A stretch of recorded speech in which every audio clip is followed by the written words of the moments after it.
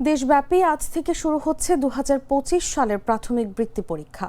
প্রকাশিত সময়সূচি অনুযায়ী বুধবার সকাল ১০টা থেকে শুরু হয়ে প্রথম দিনের বাংলা বিষয়ের পরীক্ষা চলবে দুপুর ১২টা ৩০ মিনিট পর্যন্ত। এমনটি বলে জানিয়েছেন প্রাথমিক শিক্ষা অধিদপ্তর। গেল ৫ মার্চ প্রাথমিক ও গণশিক্ষা মন্ত্রণালয়ের জাতীয় স্টিয়ারিং কমিটির সভায় পরীক্ষার সূচি অনুমোদন করা হয়।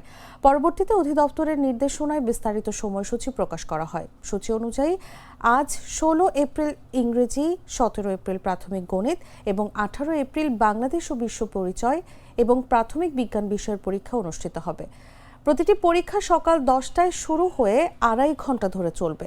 তবে দেশের ৩ পার্বত্য জেলা রাঙ্গামাটি, খাগড়াছড়ি ও বান্দরবানে ভিন্ন সময়সূচিতে পরীক্ষা অনুষ্ঠিত হবে।